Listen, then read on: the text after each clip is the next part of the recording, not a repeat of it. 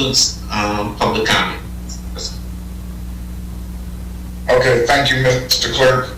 I invited our county treasurer, Andy Meisner, to speak to the council before we went into closed session about the option of private placement. Treasurer Meisner, if you can unmute yourself.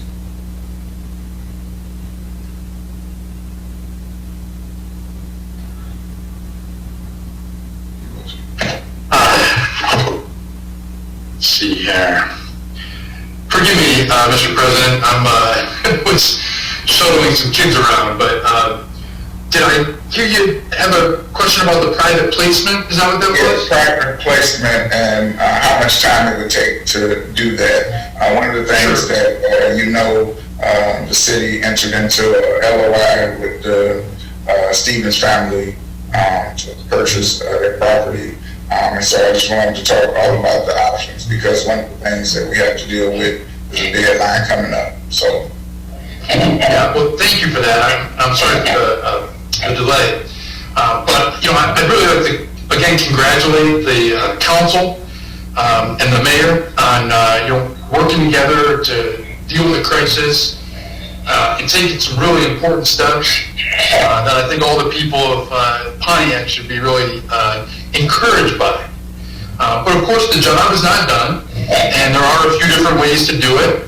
I haven't heard a ton of the details, but it sounds like there's a very good option on the table that gets the money that would be needed. So I want to commend the effort that went into putting, that together. And then, of course, with any kind of a financing, you always have a number of options. And I'll be brief, but, a couple of them that we've utilized at the county. And I defer to bond counsel, who obviously has got the expertise in this area, but just as a fellow issuer, is the issuance of bonds, or something that we did at the county some years ago when we were refinancing some retiree healthcare debt, which was a private placement, which is similar in process to the issuance of bonds, except at the end, instead of selling the bonds, you place them with a single party. And then work out like interest and that sort of thing. And we ended up doing that with Bank of America, Merrill Lynch. One of the reasons why folks sometimes favor that method is the timing, and that while time, of course, is of the essence, and was, I think, when we talked, a few weeks back. And again, I would have to defer to the bond counsel on specific timing, but I do know that. Much of the work is already done in preparing the documents from kind of a previous iteration. And I know that I personally have reached out to a couple of bank presidents who are very sympathetic to Pontiac and very invested in its overcoming this challenge. And I think that would be very open. But there is an option on the table, it sounds like. And I want to again, applaud the effort that went into that. And just to point out that there are a number of different ways to achieve the outcome of, it sounds like, coming up with the money that would be necessary to buy the Stevens out and to get out from underneath the settlement agreement, without having that burden shifted. Okay, thank you, Treasurer Meisner. I just want to open it up for questions from one of my colleagues. Thank you.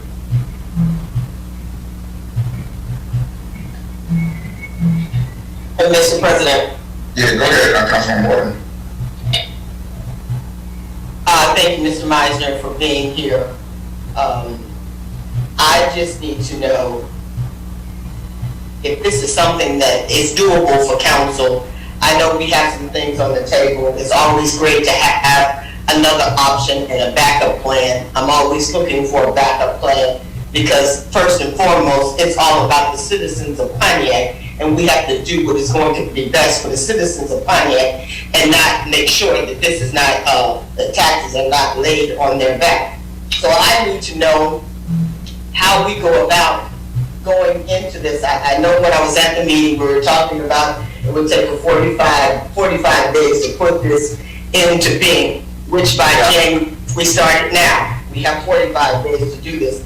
So I'm amenable to whatever it's going to take to always have a backup plan. So if you can enlighten us some more as it relates to that, I would appreciate it. Well, thank you.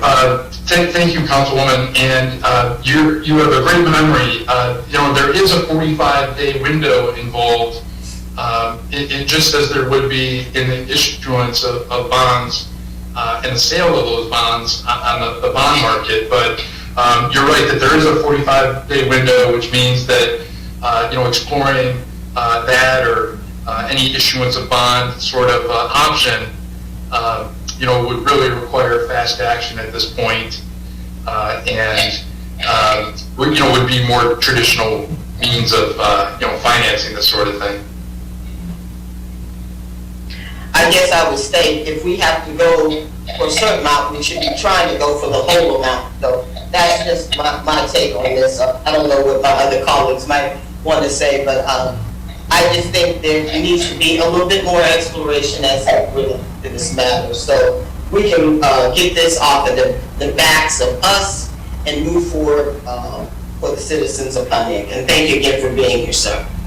Well, thank you. And Mr. President, if I may just quickly comment that the councilwoman makes a great point about the interest, and the interest rates are at a historic low. I haven't seen a lot of the specifics. Like I said, I know that there's a good option that's on the table. I'm not sure what interest rate is involved with that proposal. And so it would be interesting to know that, to get like an apples to apples comparison for what you would pay.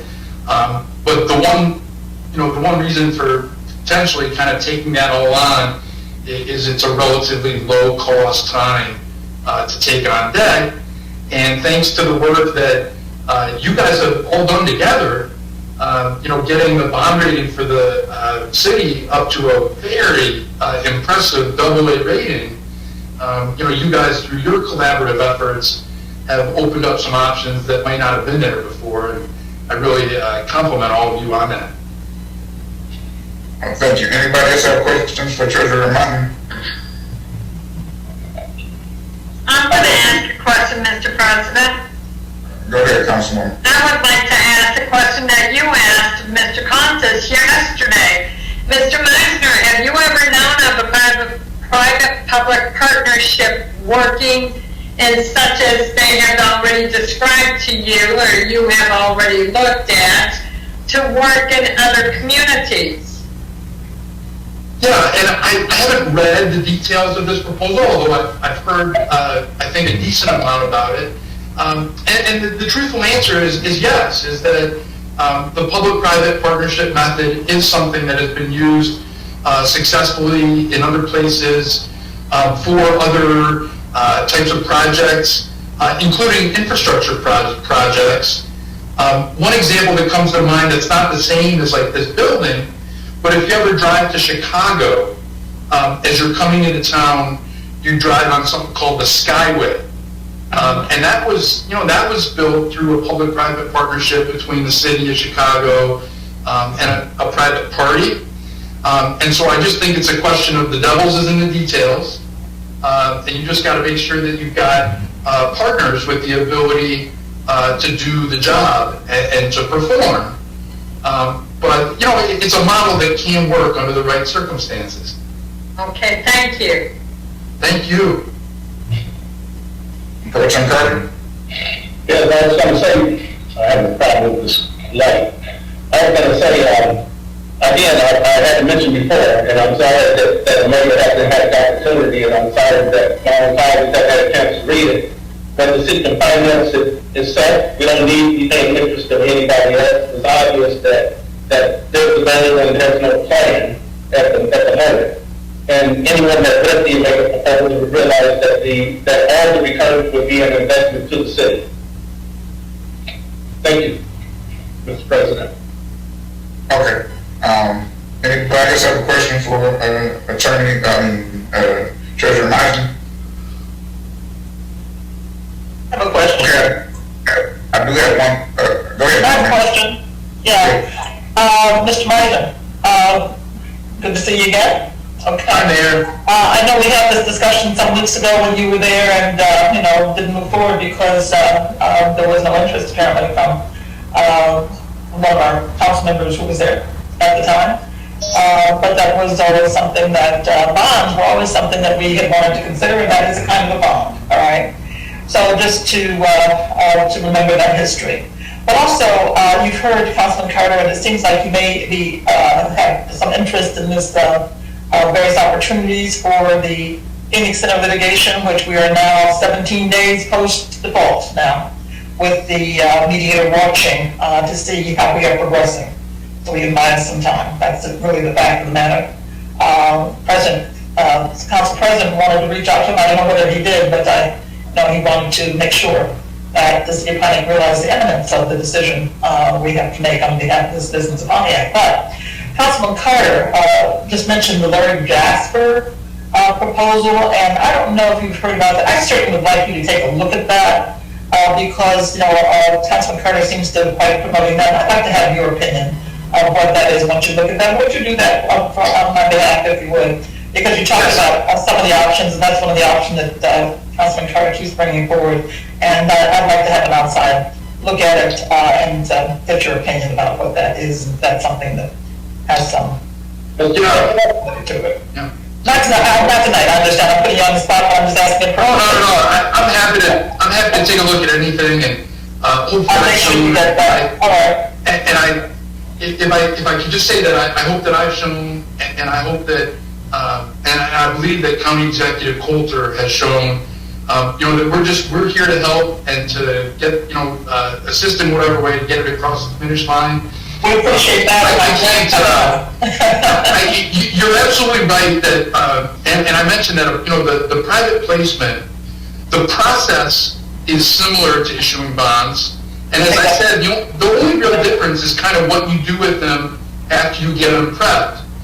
Is, instead of going out to the bond market and maybe getting like a bond rating and going through that whole rigmarole, instead, you go through a process to select a private partner who will take on the debt.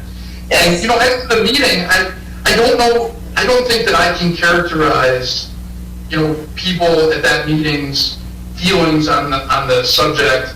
I would just leave them to do that, and I'm sure to share whatever thoughts they've got. The concept was only introduced in the spirit of brainstorming, and I think it was Councilwoman Waterman who said, just the notion of having options. But let me be clear, what I've heard so far, and like I said, I have not heard details. I don't know what interest rate is involved, but I do think that this item before the council was put together very creatively, and it seems like it gets where you want to go. Yeah, I think that they answered my question. Thank you very much, Mr. Meisner. But also, we have talked to bond council about private placement. We do have our bond council for the city, and we have explored this. And at that point, he said it would take about 6 to 7 weeks at that meeting we attended. So we do have that information. But thank you, though, and I will send that other information to you. Appreciate that. Please. Okay, and thank you. We have some other questions from the council. Who was that? Because people chimed in. Was that you, Councilwoman Warden? No, sir, I'm just listening right now. Okay, well, while we're waiting, I do have one question. Treasurer Meisner, have you ever heard of or experienced a city being the co-borrower of a debt to a private entity in order to do a public-private partnership? I don't think so. Not off the top of my head. There could be examples of it, but I'm not familiar with any. Okay, thank you. You bet. Anybody else have a question for Treasurer Meisner before I let him go? Okay, thank you so much, Treasurer Meisner, for... I have one question, Mr. President. Yeah, go ahead, Councilwoman Miller. I just want to say thank you, Mr. Meisner, for coming and giving your input. I appreciate it. Thank you so much. Thank you, Councilwoman, and thank you to the council and mayor for the hard work that you're putting in. And I truly wish you Godspeed in getting across the finish line. Thank you.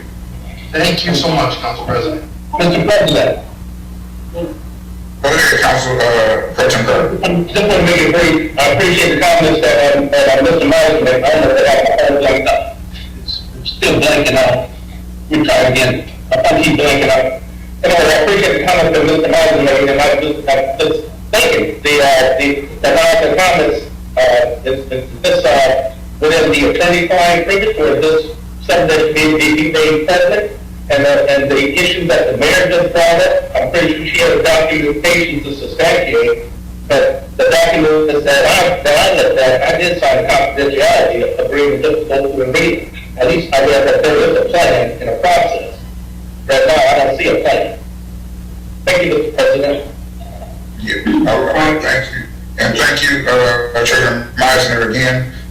Full disclosure to the council and to the mayor and everybody else, after our meeting yesterday, I did reach out to Mr. Lipscomb, he is the bond attorney for the city, asking him to have a resolution for the council for us to look at a private placement of debt. As of today, I haven't heard from Mr. Lipscomb at all. But if we started this week or next week, we will be able to meet that window for the timeline. So I just wanted the public to know that I've looked at those options, and according to the information I was given, that could definitely happen in the timeline available to meet that January 4th or that February 4th deadline. So I just wanted to say that before we went into closed session, and I was bound not to be able to talk about anything. Mr. President, I have a question. Yep. Do we still know that IDS and ARC are interested in doing the work? Mayor, Or who do you have lined up to do the work if we do the bonds? hold on. The bonds that I'm asking for is not to repair the Phoenix centers. There will be bonds to satisfy the money that we needed for the global settlement to go with it. And the hope will be that we could work out comparable details with the people who are interested in buying the Phoenix Center and the towers without putting the taxpayers at debt or deficit, and also rushing into a deal that doesn't have all the I's and T's dotted. Because right now, we've been given two separate packages that have changed dramatically within 24 hours.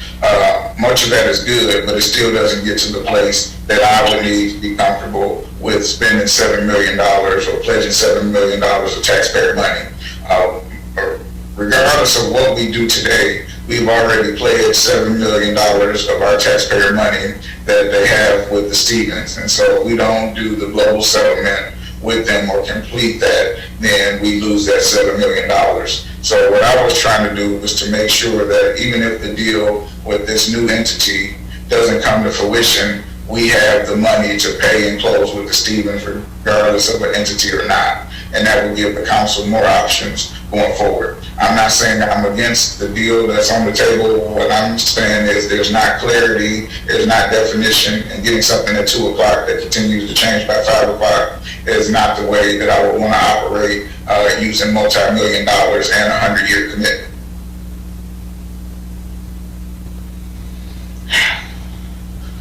Okay, I'm sure Melanie set you straight. Okay, thank you. So now I'm going to turn it over to Attorney Chubb for the reason we're going into a closed session.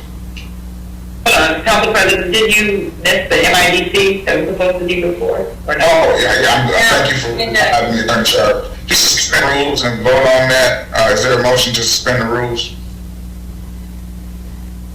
Move. Item number 7. Move. Support. Support.